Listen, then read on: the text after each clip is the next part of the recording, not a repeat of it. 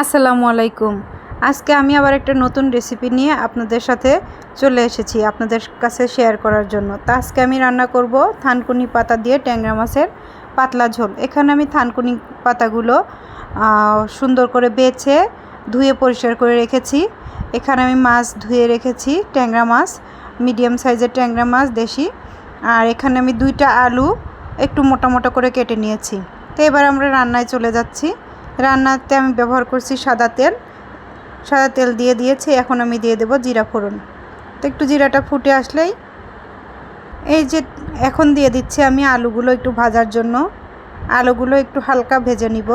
আলুগুলো হালকা ভাজা হলে আমি পেঁয়াজ, রসুন, আদা একসাথে পেস্ট করে রেখেছিলাম, আমি দেখাতে ভুলে গেছি। এখানে 2 টেবিল চামচ পেঁয়াজ বাটা, 1 টেবিল চামচ রসুন বাটা, 1/2 টেবিল চামচ আদা বাটা এবং কয়েকটা কাঁচামরিচের ফালি, এগুলো দিয়ে আমি কিছুক্ষণ কষাবো। কষানোর পরে একটু পেঁয়াজের গন্ধটা চলে গেলে দিয়ে দেব পরিমাণ মতো লবণ।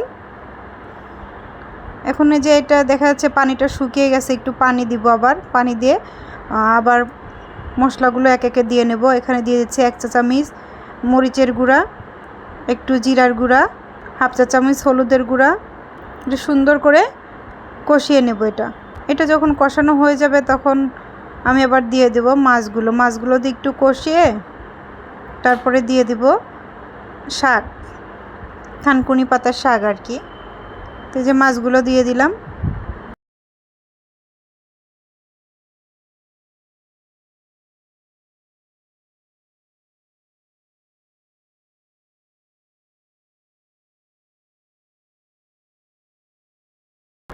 মাছটা আমার কষানো হয়ে গেছে। এখন দিব থানকুনি পাতাগুলো দিয়ে কিছুক্ষণ নাড়াচাড়া করে একটু ঢেকে দিব 2 মিনিটের জন্য।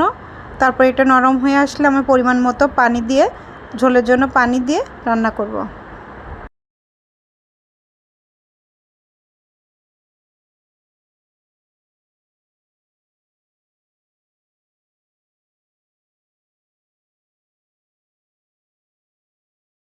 এই যে আমি ঢাকনা দিয়ে রেখেছিলাম, শাকটা এখন কমে আসছে বা পানি ছেড়ে দিয়েছে। এটা আমি কিছুক্ষণ নাড়াচাড়া করে প্রয়োজন মতো আমি ঝোলের জন্য পানি দিয়ে দিব, আমি যতটুকু ঝোল রাখতে চাই। তবে এটা পাতলা ঝোল খেতেই বেশি মজা লাগে, মানে ঝোলটায় পাতার যে গন্ধ বা টেস্টটা সেটা পুরোটা ছেড়ে দেয়, এতে খেতে খুবই মজা লাগে। এটা অত্যন্ত উপকারী একটা সবজি। এটা পেটের যত ধরনের অসুখ আছে এটা নিরাময় করে বা এটা নিরাময় করতে সাহায্য করে। তারপরে মাথার চুল পড়া কমায়, স্মৃতিশক্তি বাড়ায়। আর তারপরে আপনার বিশেষ করে আমাশয়ের জন্য এটা খুব উপকারী একটা খাবার, পেট ঠান্ডা রাখে। গরমের সময় তো এটা অত্যন্ত উপকারী খাবার, এটা পেটের জন্য খুবই খুবই ভালো। তো এই যে দেখেন আমার তরকারিটা রান্না হয়ে গেছে, আমি নামিয়ে নিলাম। আল্লাহ হাফেজ।